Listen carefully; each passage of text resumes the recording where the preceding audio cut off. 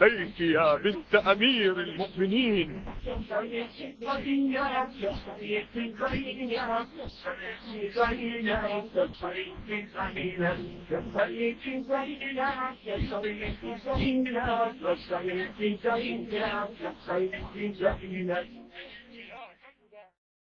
اعوذ باللہ من الشیطان الرجیم بسم اللہ الرحمن الرحیم الحمد للہ رب العالمین والصلاة والسلام علی اہل بیتہ الطیبین ولعنۃ اللہ علی اعدائہم اجمعین۔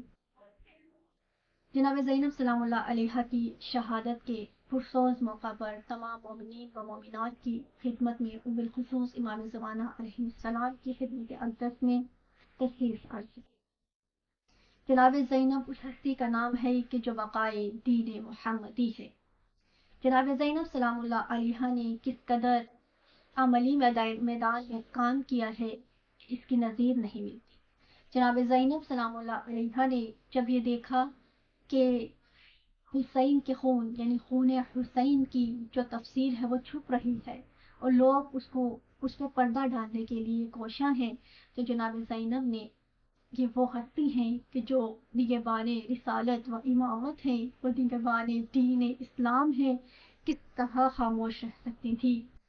بس اس ہستی نے نہ کربلا کے میدان میں اپنا عملی کردار ادا کیا ہے، بلکہ کربلا کے بعد اس ہستی نے، یہ وہ ثانیہ زہرا ہیں، یہ وہ ہستی ہیں، جناب زینب وہ ہستی ہیں کہ جنہوں نے اس قدر آلام و مصائب کے ساتھ کربلا کے میدان میں بھی اپنے کردار کو ظاہر کیا، اور بعد از کربلا بھی یہ ہستی اسیران کے ساتھ دربار یزید میں نہ جانے کہاں کہاں ایسے حالات سے گزری ہیں کہ جو حالات انسان کی زبان پر آئیں تو بیان نہیں کیے جا سکتے۔ جناب زینب کس طرح خاموش رہ سکتی تھی کہ ایک طرف خون حسین کو چھپایا جانے لگا اور دوسری طرف حلال محمدی حرام محمدی میں تبدیل ہونے لگے، تو جناب زینب سلام اللہ علیہا نے ایسے تاریخ ساز خطبے دیے ہیں۔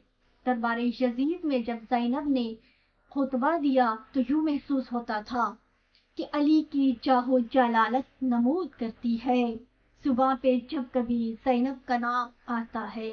جناب زینب اس ہستی کا نام ہے کہ جنہوں نے دربار یزید میں ایسے خطبے دیے ہیں، ایسے خطبات دیے ہیں کہ جس سے جو یزیدیت کی اساس تھی وہ ہلنا شروع ہو گئی۔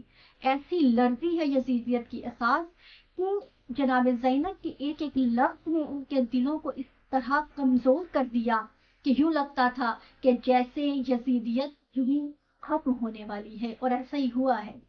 عزیزان من، جناب زینب نے جب خطبے لیے، اور ایسے خطبات کہ جن کو میں آپ کے سماعتوں کی نظر کروں گی، ایک خطبہ جو جناب زینب نے دربار یزید میں دیا ہے تو اس کے الفاظ معلوم ہوتا ہے کہ یہ لہجہ علی ابن ابی طالب ہے۔ جناب زینب نے کس طرح سے خطبے کا آغاز کیا کہ سب سے پہلے میں وہی الفاظ جو کہ جناب زینب نے ادا کیے ہیں وہ آپ کی خدمت میں عرض کرتی ہوں کہ جناب زینب کہتی ہیں، حمد و صفات اللہ کے لیے اور درود و سلام میرے پدر بزرگوار محمد مصطفیٰ صلی اللہ علیہ وآلہ وسلم اور ان کی پاک اور نیک اہل بیت پر ہے۔ کوفے والوں، غدار و فریب کے پجاریوں، رو رہے ہو، تمہارے یہ آنسو کبھی نہ رکے، ہمیشہ فریاد کرتے رہو۔ مکاری کے پتلوں، تم تو اس عورت کی طرح ہو جو محنت سے اون کاٹتی تھی اور پھر خود ہی اسے ٹکڑے ٹکڑے کر ڈالتی تھی۔ قسمیں کھا کر پلٹنے والوں، کذب و غرور کے مجسموں، لونڈیوں کی سی خوشامد اور دشمنوں کی طرح عیب جوئی کرتے ہو۔ پھر جناب زینب کہتی ہیں، ظالموں، تم گھوڑے پر اگی ہوئی ہریالی اور جھوٹی ملمہ کاری کی طرح بے قیمت ہو، بری طرح تم نے اپنی عاقبت خراب کی ہے۔ اب غضب الہی کے لیے تیار رہو، تم ہمیشہ عذاب میں مبتلا رہو گے۔ کیوں ستم کرو، آنسوؤں سے منہ دھو رہے ہو؟ ہاں رو، تم رونے کے مستحق ہو، ہنسنے سے زیادہ رو۔ تم نے اپنے دامن پر وہ دھبا لگایا ہے جو دھوئے دھوئے نہیں چھوٹے گا۔ کوفے والوں، یہ اندھیر کے خاتم النبیین کے بیٹے اور سردار جوانان جنت کو قتل کر ڈالا؟ بے حمیتو، تم نے اسے خاک و خون میں ملایا ہے جو تمہارے لیے کعبہ جائے پناہ، صلح و آتشی کی اماجگاہ اور مینارہ ہدایت تھا۔ غور تو کرو، تم نے کتنا بڑا گناہ کیا ہے، کس بری طرح تم رحمت الہی سے دور ہوئے ہو۔ تمہاری مساعی عمل، کوشش بسود، ذلت خواری کے خریداروں، تم عذاب میں ضرور گرفتار ہوگی۔ وائل ہو تم پر حق فروشو، تم نے اپنے رسول صلی اللہ علیہ وآلہ وسلم کے کلیجے کو پاش اور ان کے حرم کو بے پردہ کیا۔ اپنے اچھے اور سچے لوگوں کا خون بہایا اور کن کن طریقوں سے سرکار ختم المرسلین کی حرمت ضائع کی۔ کوفیو، تم نے وہ کام کیا ہے جس کے سبب کچھ دور نہیں کہ آسمان پھٹ پڑے اور زمین شق ہو جائے اور پہاڑ ریزہ ریزہ ہو جائیں۔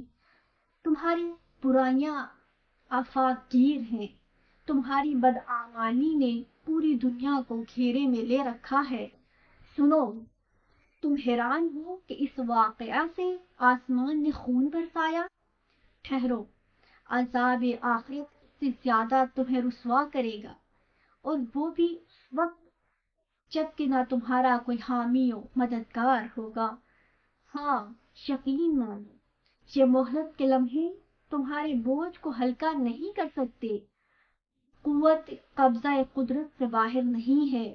انتقام کی گھڑیوں کو قریب سمجھو اور داور محشر گنہگاروں کی گھاٹ میں ہے۔ پھر آپ نے فرمایا، کوفیو، تم اس وقت کیا جواب دو گے جب پیغمبر خدا تم سے کہیں گے کہ تم آخری امت ہو؟ تم نے میری اولاد، میرے اہل بیت، میری حرمت، میری ناموس کے ساتھ کیا کیا؟ میرے گھرانے کی کچھ ہستیوں کو اسیر بنایا اور بعض کو قتل کر ڈالا۔ کیوں؟ میرے احسانات، رشت و ہدایت کی یہی جزا تھی؟ یہی صلہ تھا کہ میرے بعد میرے عزیزوں اور میری آل و اولاد کے ساتھ یہ سلوک کیا جائے؟ اہل کوفہ، اندیشہ ہے کہ کہیں تمہارا بھی وہی حشر نہ ہو جو شداد اور اس کی امت کا ہوا۔ جناب زینب سلام اللہ علیہا نے جب یہ خطبہ دربار یزید میں دیا تو عزیزان من، حکومت وقت کا زوال شروع ہو گیا، اور ایسا زوال شروع ہوا ہے کہ اس کے بعد یہ یزیدی سلطنت کی جو ساکھ تھی وہ لرزنا شروع ہو گئی۔ ایسے لرزی ہے کہ وقت کے ساتھ ساتھ جب جناب زینب نے لہجہ علی ابن ابی طالب میں اس طرح سے خطبات کو دیا ہے، خطبے ادا کیے ہیں، تو یزیدیت لرزنے لگی، اور آہستہ آہستہ یہ یزیدیت کے جو انہوں نے اعمال انجام دیے انہی کے لیے موت ثابت ہوئے۔ اور جناب زینب کی یہ کوشش، جناب زینب کے یہ الفاظ اور زبان کی طاقت نے یزیدیت کو صفحہ ہستی سے مٹا دیا۔ والسلام علیکم ورحمۃ اللہ وبرکاتہ۔